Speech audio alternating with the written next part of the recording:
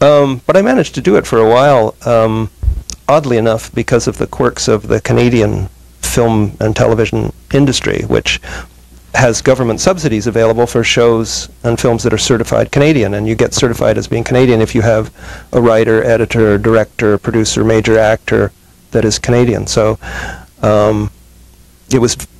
they had a Canadian producer.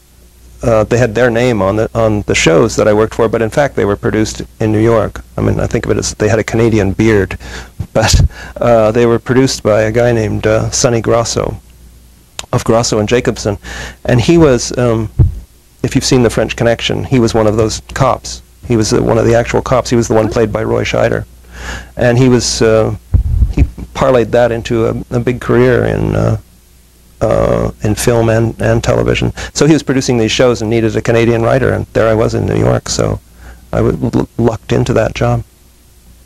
That was good preparation, presumably, at least in learning to write. And you came out, what, in 1989 with your first novel? Right. It was shortly after I did the TV stuff, the early TV stuff. I wrote a book called Cold Eye, which it's not a crime novel per se. It's, I guess it's a psychological thriller, you could say. I just thought of it as a novel. They chose to market it as horror, but I think that was a mistake. It's a kind of modern Faust tale set in the art world of New York. And I can just tell you briefly the storyline. It's this young artist who's been struggling and hasn't had the success he feels he deserves. And partly the reason is he paints very violent pictures. And they're too upsetting to put on your living room wall or in an institutional wall, but somehow not quite realistic either. And he's on the verge of suicide when he meets a guy who says he can help him, a very mysterious character. The guy says, oh yeah, sure. But then he gets a call in the middle of the night, and the guy says, meet me at such and such a corner, and he goes there, and somebody is about to commit suicide by diving off a roof, and he witnesses this. And eventually he paints it and paints a great painting of it. And it turns out that that's the way the guy can help him. He can get him to the scenes of violent crimes before they happen. And he begins to do that and becomes more and more successful, but it's at the price of his own humanity, and he comes to a very bad end. Let's put it that way. Wow, that is Faustian. It's also a little bit Oscar Wilde. Well, it's not really a picture of Dorian Gray, but maybe it is a bit like that. It is a bit like that. And it got optioned by Hollywood. I worked on a script for Wes Craven and producer, and it didn't go anywhere in Hollywood. And then it got optioned by a director in France, and all my friends said, oh, that's great, they won't mess with the ending the way Hollywood wanted to do. The first thing they did was change the ending, and actually by the time they were finished, this story that was set in the New York art world became filmed by a French director with French and Italian actors in Italy, set in Rome. So it was rather changed by the time it made it to the screen. Has it ever been shown in English, or is it a French film? No, it's French and Italian, I guess, and that's it. I don't think it even got released over here. That's interesting, because the French really had kept noir alive for a long time when it kind of died away in the United States. All those great pulp writers and dark writers. There's so many English language authors who are better known in France than they are here. And interestingly enough, in Germany. I can't tell you how many authors that I'm one of them. Are you? Really? Yes, I was just at a tour of Germany, and it was amazing. Standing room only, and people know the books inside out. It was astounding to me. That's fascinating. I mean, I do know Sweden, same thing. Really? There's a I think the German and the Scandinavian particularly, there's a dark psychological, kind of component that seems to attract them. I mean, you seldom read a lighthearted Scandinavian, certainly not a Scandinavian crime novel. And they're fascinated by American culture, North American culture, in a way that maybe Americans aren't fascinated with foreign cultures.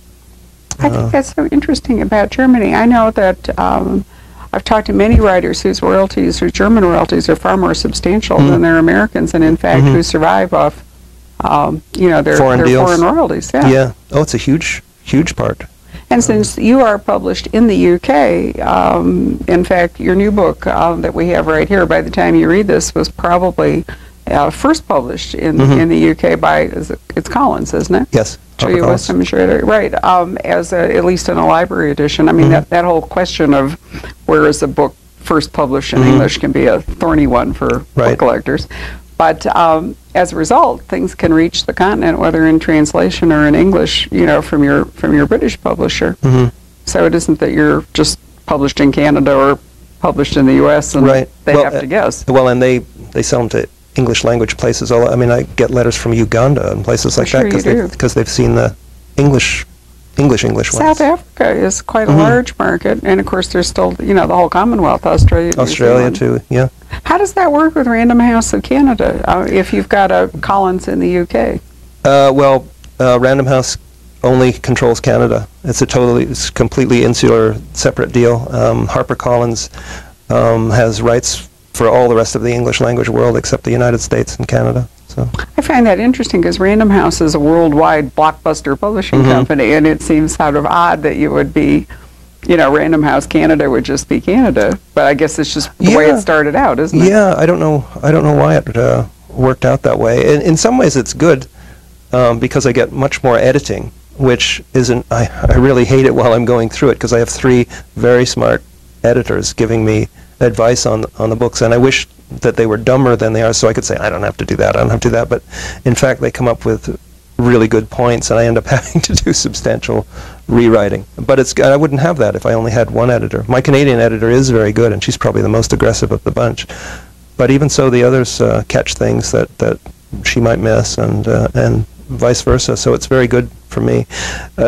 What's not so good is you get books coming out at different times, and it makes your writing schedule kind of full of havoc, because for instance now I'm doing this tour, but I did the German and Canadian tour back in October and November, so I'm in the middle of writing a first draft now, and I'm on the road, and it's not a good, I'm glad to be here, but it's not a good way to write a book.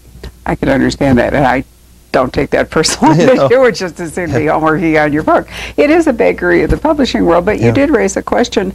Is the final book, in fact, one, I mean, it's the same book in Canada, the UK, and the United States. Is the synthesis of all of this effort? Yeah. So there isn't a different British edition? No. Because that question is often asked me at the Poison Pen, is whether there is. There might be the most minor changes, just to clarify things for people. For example, if I refer to somebody working for the OPP, well, you don't expect an American to know that OPP means the Ontario Provincial Police, you know. So I would spell that out in an American edition or British edition, but not in Canada, because there it would be weird for somebody in dialogue to refer to the Ontario Provincial Police. They never would, you know. Gotcha. They would just say OPP. And, well, yeah, we're nations divided by a common language, unquestionably. So I just find that, you know, that must be extremely odd, because, I mean, translation rights, if you know you're in Germany, they've translated it to German. It's bound to be a different book in many respects. It just can't.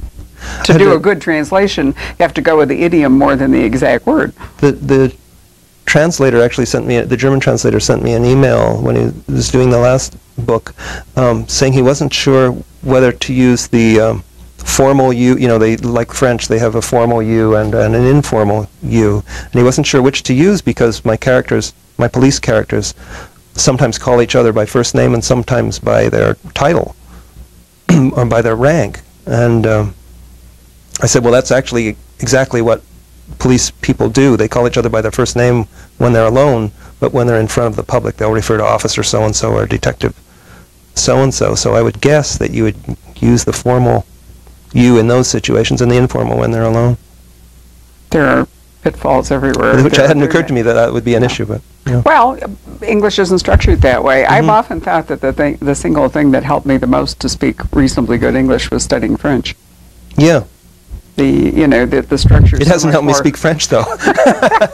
I could do that, but the structure is so much more precise. It really does force you to think about things that it's so logical. Yeah, you can be sloppy in English and get away with it, but in French that doesn't. It gets you into trouble. Yeah. Well, you published A Cold Eye, and then there was a really long gap. In fact, the first time I ever heard of you. It was such a success, I didn't publish again for 10 years. Yeah. You know, sometimes that works the other way. I was saying the other night at the store, if you think about it, took Thomas Harris 10 years to follow up Silence of the Lambs. It took Donna Tartt 10 years to follow up The Secret History. Was it 10 years? It was 10 years. And you're not seeing, for example, the Solomon Key rushing out from Mr. Brown.